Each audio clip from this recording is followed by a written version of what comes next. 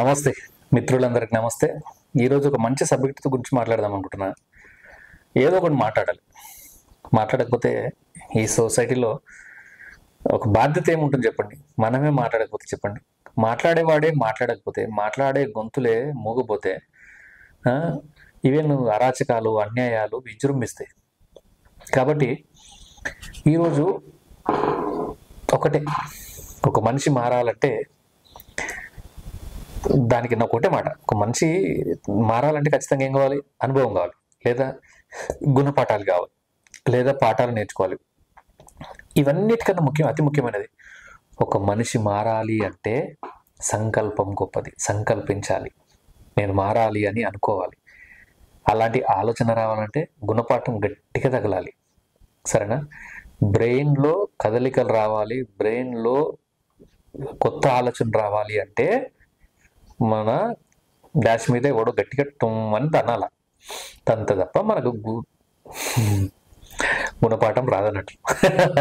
So డాష్కి వచ్చిన గుణపాఠం రాదు అనే ఆలోచన మాటలు ఎందుకంటారు అంటే అదే. సో ఇటీవల జరుగుతున్నటువంటి క్రైమ్ స్టోరీస్, సో మన సొసైటీలో ఎందుకు జరుగుతున్నాయి మీరు ఒకసారి ఆలోచించారా? ఈవెన్ న్యూస్ చూడాలంటే ఒకప్పుడు భయం అయ్యేది. అంటే నేరాలు ఘోరాలు వస్తాయి, సొసైటీలో ఎట్లా జరుగుతుంది, ఇట్లా జరుగుతుంది, పాపం ఆడపిల్లల్ని నరికేస్తున్నారు, పాపం ఆ భార్యని ఇట్లా చంపినట్ట, ఈ ఆడ మనిషి ఇట్లా కాలు చేతులు నరికేసారు, గొంతు కోసారు, చెవులు ముక్కు కోసేసి ఇవన్నీ ఎత్తుకపోయారు, బంగారం ఎత్తుకపోయారు, దారి దోపిడీ జరిగింది, ఆ దోపిడీ జరిగింది, మర్డర్లు జరిగినాయి. ఈ క్రైమ్ గురించి మాట్లాడుతుంటే, ఈ క్రైమ్లో జరిగినటువంటి సిచ్యువేషన్స్ గురించి మాట్లాడుతుంటే చాలా బాధాకరంగా ఉండేది. ఎప్పుడు చూడు ఆడవాళ్ళే అన్యాయానికి గురయ్యే అవకాశాలు చాలా ఎక్కువ ఉండేది. సో అప్పుడు ఎవరు ఏ మగాన్ని అడగలేదు, ఎందుకు మీరు ఆడవాళ్ళని అట్లా హింసిస్తున్నారు, వాళ్ళేంది ఇది అని చెప్పి. సో నాకు తెలిసి కొత్తగా జైళ్ళు కట్టిన తాలూకు ఏ ప్రభుత్వం వచ్చినా, ఏది వచ్చినా, ఏ సొసైటీ వచ్చినా జైళ్ళని ఎక్స్టెండ్ చేయాలి, కొత్త జైలు కట్టాలి, ఇంకా జైలు సిబ్బందిని నియమించుకోవాలి అనే టాపిక్ ఎక్కువ మనం వినం. కానీ ఇటీవల కాలాన్ని చూస్తుంటే 100% మనము జైళ్ళు ఇప్పుడు డబుల్ బెడ్రూమ్ ఫ్లాట్లు ఇస్తున్నట్టు జైలు ఇవ్వాల్సి వస్తుంది. సో భయం వేస్తుంది సొసైటీని చూస్తే, ఆడపిల్లలు పెరుగుతుంటే ఇంట్లో. ఒకవేళ మన చుట్టుపక్కల ఉన్నటువంటి వ్యక్తులు కావచ్చు, ఎవరైనా కావచ్చు, మగ కావచ్చు, ఆడ కావచ్చు, ఏ తేడైనా కావచ్చు, భావి భారత పౌరులు అనుకుంటాము, నెక్స్ట్ జనరేషన్ కిడ్స్ అంటాం, నెక్స్ట్ జనరేషన్ వెపన్స్ అంటాం, ఏదన్నా వాళ్ళు ఏమవుతున్నారు, వాళ్ళ మానసిక పరిస్థితి ఏమవుతుంది, అసలు ఏం జరుగుతుంది సొసైటీలో? ఈ ఆడపిల్లల మనస్తత్వం అట్లా మారిపోవడానికి గల కారణం ఏంది? వాళ్ళు మర్డర్లు చేయడం ఏంది? ఈ పెళ్ళి అయిన వెంటనే, అవును నాకు అర్థం కాదు, తిట్టాలనిపిస్తుంది ఒక్కోసారి, ఇరిటేషన్ కూడా వస్తుంది, కోపం కూడా వస్తుంది. కానీ అవురా ముండ కొడుకులారా, తల్లిదండ్రులారా, మీరు మీకు సిగ్గుచరం లేదా? మీకు ఇంకా ఏ సొసైటీలో బతుకుతురా? 2025 వచ్చింది. మీ ముడ్డి కింద దగ్గర రేపు ఎల్లుండో పాడకపోతారు, చచ్చిపోతారు, ఆయన బొందలు పెడతారు, అయిపోతుంది. ఈ బొంద పోయేదానికి నీ బిడ్డ ఇంపార్టెంట్, నీ అల్లుడు ఇంపార్టెంట్, నీ పిల్లలు ఇంపార్టెంట్. ఈవిడ హైలైట్ ఏంటంటే తెలుసా, ఇక్కడ సొసైటీలో జరుగుతున్నటువంటి అన్యాయాలకు ముఖ్య కారణం తల్లిదండ్రులు.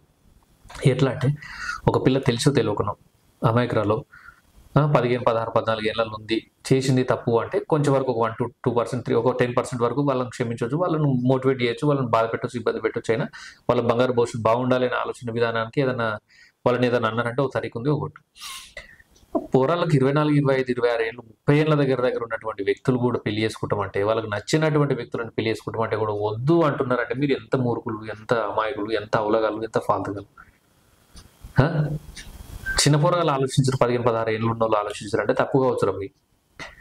వాళ్ళకి చదువు ఉండి, సంస్కారం ఉండి, ముడ్డి కింద 30 ఏళ్ళు ఉండి ఇంకా పెళ్లి చేసుకో వాళ్ళు వీళ్ళు అంటుంటే మాటలు పడి ఏం చేయాలో ఏం చేయకూడదు అని అర్థమయ్యి, భవిష్యత్తు కోసం ప్లాన్లు వేసుకొని, వాటికి పైసలు సంపాదించే మార్గాలను వెతుకొని, కష్టపడుతూ రేయిం బగలు ఉండి, వాళ్ళను అన్ని తక్క ముక్కీలు, అన్ని అనుభవాలు ఇచ్చి, అవి వేసి అన్ని దెబ్బలు, అన్ని రోలు, అన్ని ఓయలు గీయలు, అన్ని తిరిగి అన్ని అనుభవాలై ఎవరు బెస్ట్, మనని మనకు అర్థం చేసుకుంటారు అన్ని అంటే కొంతమంది గురించి మాట్లాడుతారు, అందరిని అనట్లేదు, ఇలా కొంతమంది గురించి మాత్రమే సబ్జెక్ట్ తీసుకొని మాట్లాడదాం.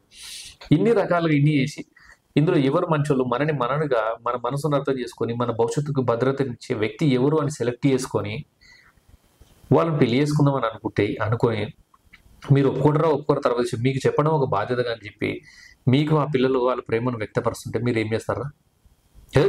అట్టెట్లయితుంది? మా పెద్దనైనా కొడుకు అట్లా ఆ రోజు అట్లా చేసుకుంటే ఇట్లా అయింది, వాడిని అట్లా కొట్టిరు, ఇట్లా కొట్టిరు, ఇప్పుడు కులములకి ఎలా కొట్టిరు, వాడిని సొసైటీ నుంచి ఎలా కొట్టిరు, వాడిని ఎలేసిరు, వాని దగ్గర రానిస్తలేరు, వాని ఇంటికి సాగు బతుకులు అయితే ఎప్పుడు వస్తలేడు. మీ అమ్మ ఏం బతుకులరా? మీ ఏ సొసైటీలో బతుకురు, ఎక్కడ ఉంటారా? సరే అట్లా అన్నారు, ఓకే సరే వాట్ ఎవర్ మేబీ, అవన్నీ మంచిగా అనుకుందాం, కట్టుబాట్లు అనుకుందాం, ఆచారాలు అనుకుందాం, సంప్రదాయాలు అనుకుందాం. ఫైనల్గా ఏమవుతుంది? అట్లా కాదు ఇట్లా కాదు, మానసికంగా నేను చచ్చిపోతా, అంటే నీ పురుగుల మంది తాగితే నేను ఊరేసుకుంటా, నీ అవ్వ చచ్చిపోతే నేను చచ్చిపోతా, నీ చెల్లెకి పెళ్లి కాదు, నీ అక్కకి పెళ్లి కాదు, లేకపోతే నీ తమ్ముడికి పెళ్లి కాదు, వానికి ఎవడు చేసుకోడు, నీ అయ్యని నీ అన్నని ఎవడు చేసుకోడు, అది చేసుకోడు ఇది చేసుకోడు, ఓ రకరకాల భాషలు చెప్పి అది చెప్పి ఇది చేసి అది చేసి లాస్ట్ ఆ పూర్ణ అటు మోటివేట్ చేసి పెళ్లి చేస్తారు.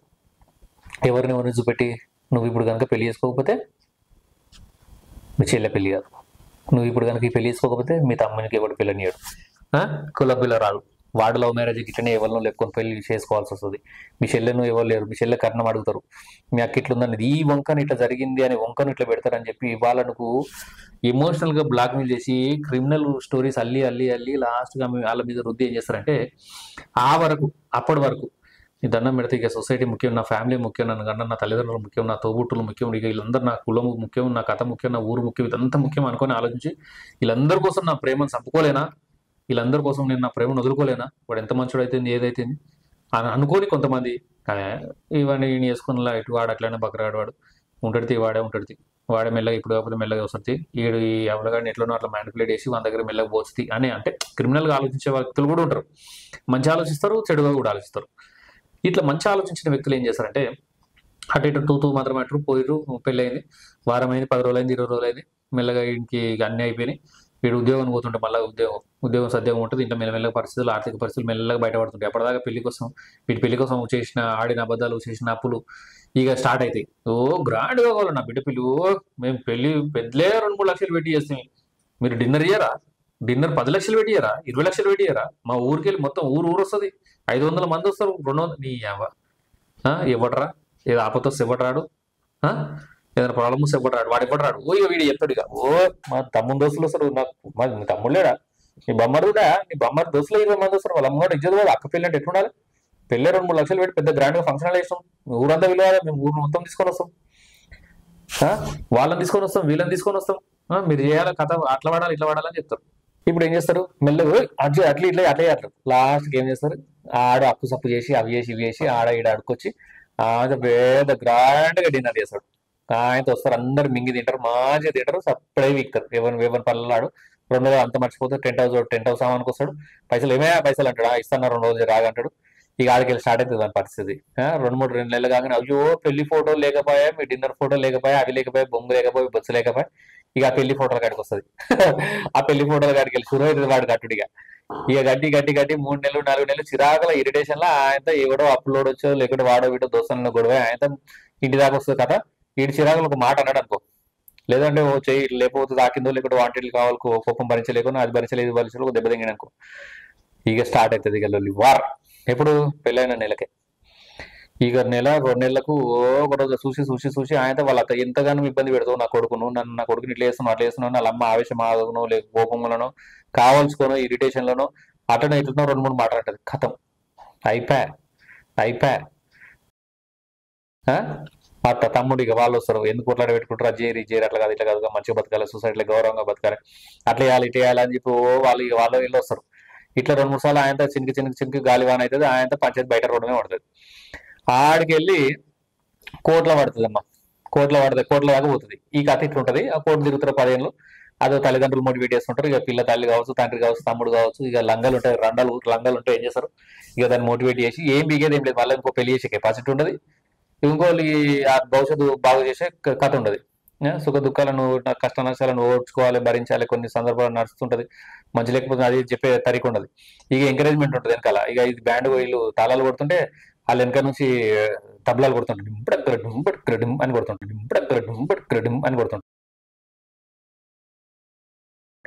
వీళ్ళు కొట్టి వాళ్ళు కొట్టి ఆ మ్యూజిక్ ఆగదు, ఆ పాట ఆగని పాట, వీడో పాట పాడుతుంటే వాళ్ళ మ్యూజిక్ కొడుతుంటారు, ఇదో కథ, ఇది గోడ దాకా పోతుంది, సమస్య పెద్ద మనుషులు దాకా పోతుంది, అది ఓడోది పీకది 10 ఏళ్ళు అవుతుంది, 20 ఏళ్ళు అవుతుంది, ఎక్కడ ఎమోషనల్ అవి చేస్తుంది, ఆ లాస్ట్ అది ఇంకొని ఉంచుకుంటుంది, వీడు ఇంకోటి ఉంచుకుంటాడు, ఆ కథ సమాప్తం అవుతుంది. అందులో ఒక కథ, ఆ ఫ్యామిలీ కొట్టుకుంటారు. కానీ ఇప్పుడు వచ్చిన ట్రెండ్ ఏంటి తెలుసా, ఇప్పుడున్నటువంటి ఆడపిల్లలు అక్కడ చెల్లకి పెళ్లి కాదు అని చెప్పి అట్లా ఆలోచిస్తారు, ఇంటికి పోతే తల్లిదండ్రులు మళ్ళీ బాధపడతారు, సొసైటీ ఇబ్బంది పెడుతుందని అట్లా ఆలోచిస్తారు, అన్నదమ్ములు అంటే వాళ్ళ పెళ్లిళ్ళు అయి ఉంటే వాళ్ళ వదినలు వాళ్ళ దృష్టిలో కించపరిచినట్టు అవుతుంది, వాళ్ళు అదే అట్లా ఆలోచిస్తారు, స్నేహితుల ముంగట పరుగు పోతుందని అట్లా ఆలోచిస్తారు.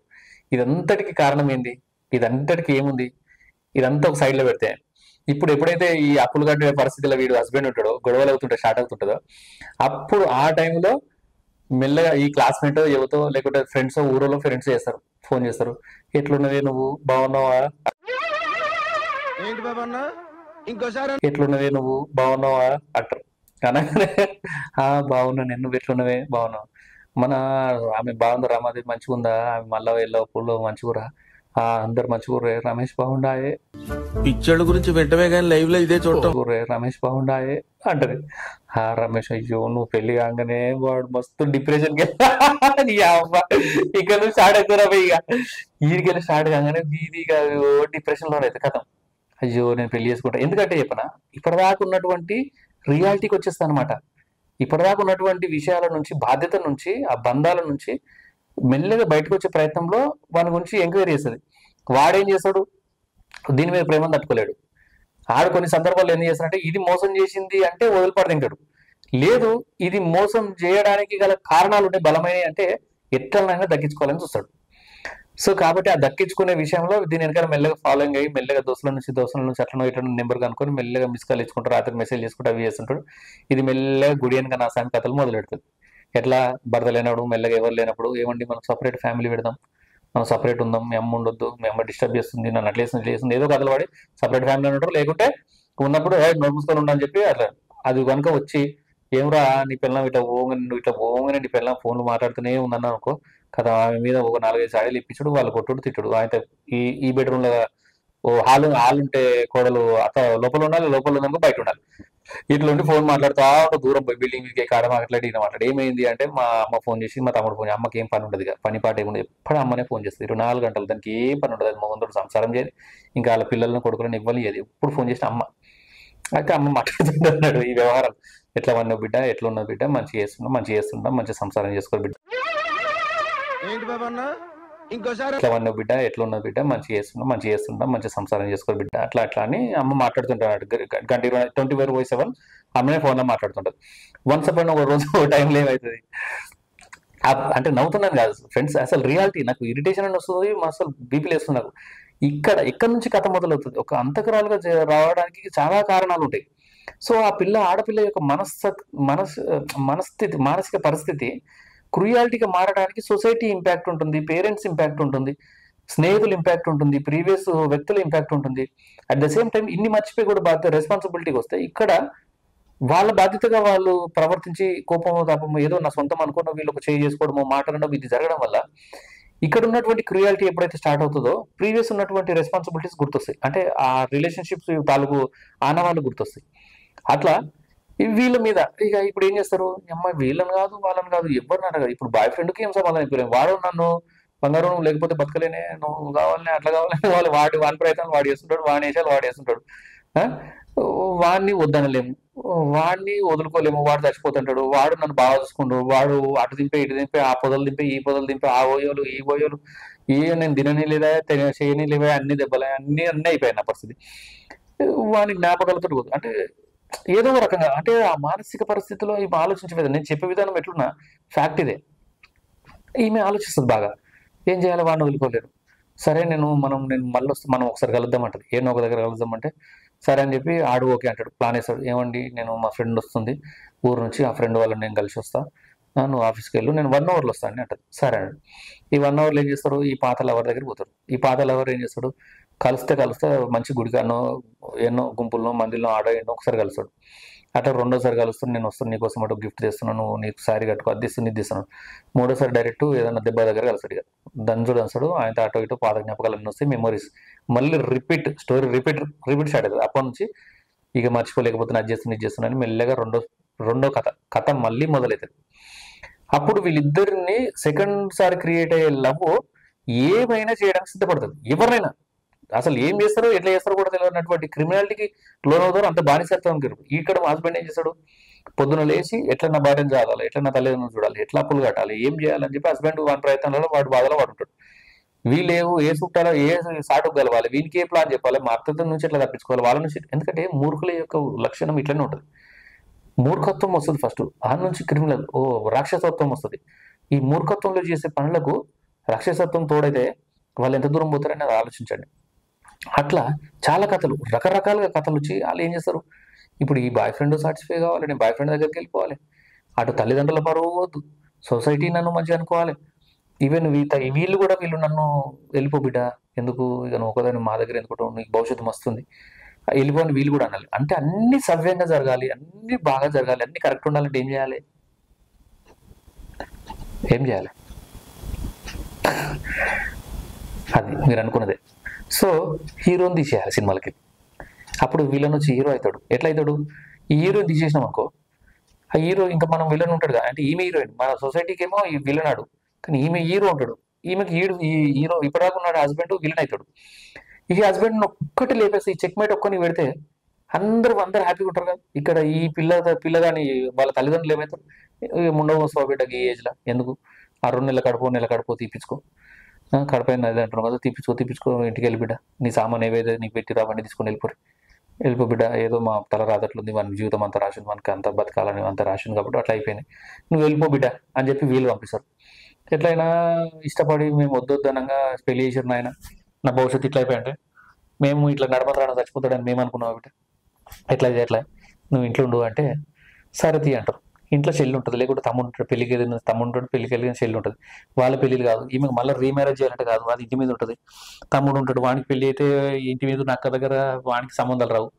ఇప్పుడు ఏం చేయాలి, మెల్లగా ఈమె హీరో ఎంటర్ అవుతాడు, నేనున్నానే నాయనమ్మా అని ఆ సినిమాలో వచ్చినట్టు ఆమెకు నేనున్నానే వస్తాడు, వచ్చి ఇక నేను చేసుకుంటాను అనగా, చేసుకో బిడ్డ, ఇక నువ్వు వేరే కుల పని అయితే మా కులం ఒప్పుకోదు, అది కాదు ఇది కాదు, మీరు ఏటన్నా పాడుగారు, మీరు ఏటన్నా ఉండరు, ఏటన్నా పోయి బతుకుపోరు, ఏటన్నా దూరం పోరు, మాకు సంబంధం లేదు అంటాడు. అప్పుడు అంతకు ముందుకు చేసినటువంటి సమాజం ఏమనుకున్నా పర్లేదని ఆలోచించారు, ఏదైనా సరే. ఎందుకంటే సొసైటీ కూడా ఏమంటుంది, మరి మగడు చచ్చిపోయాడు, మరి ఏం చేయమంటారు, దాన్ని వయసులో ఉంది, కోరికలు ఉంటాయి, భవిష్యత్తు ఉంది, ఎవరినో ఒకరు చేసుకోవాలి కదా, మూడో చచ్చిపోయింది దాన్ని ఎవరు చేసుకుంటారు.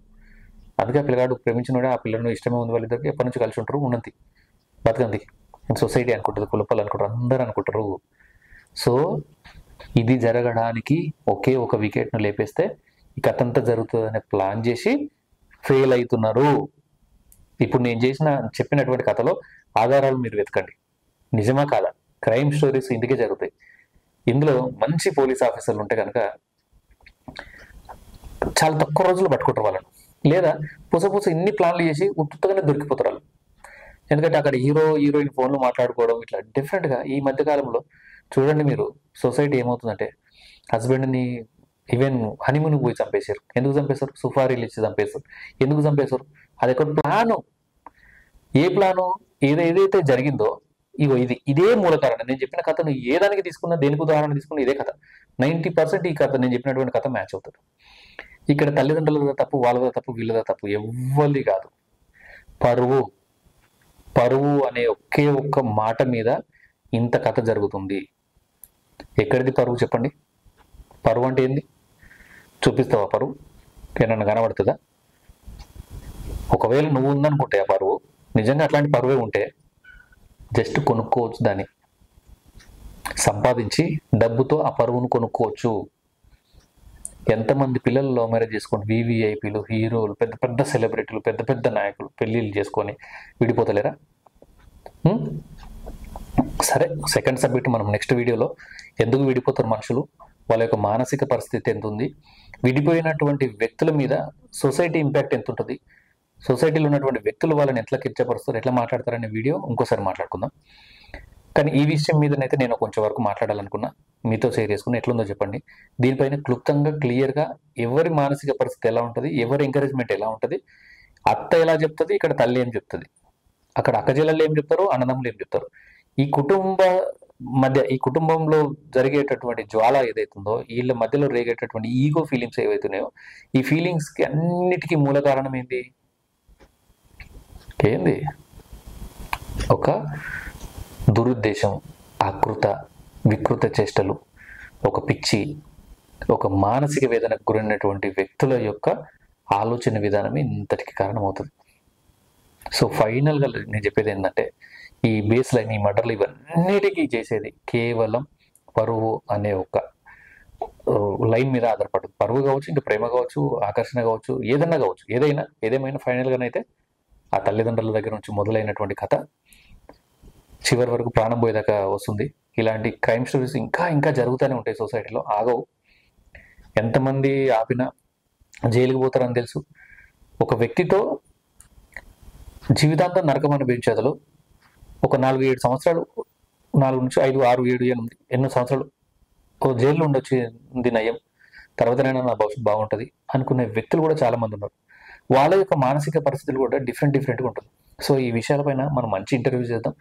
మానసిక వైద్యులు ఎవరైతే ఉన్నారో వాళ్ళతో మాట్లాడవచ్చు, లేదా సోషల్లో సంఘంలో చాలా అనుభవం ఉన్నటువంటి వ్యక్తులు ఉంటారు. డాక్టర్ దగ్గరికి పోయి చెప్పాల్సిన అవసరం లేదు.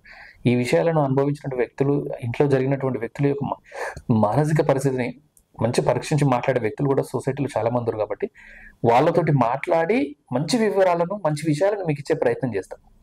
సో ఇది అలాగే ఇలాంటి కథల్ని, ఇలాంటి జరిగే కథల్ని ఉన్నట్టుగా కళ్ళగట్టినట్టు క్రైమ్ స్టోరీస్ కూడా చేసే అవకాశాలు ఉన్నాయి. చేస్తున్నా కూడా వాటి మీదనే ఇప్పుడు కాన్సన్ట్రేషన్ చేసి నేను ఇవన్నీ చేసేది.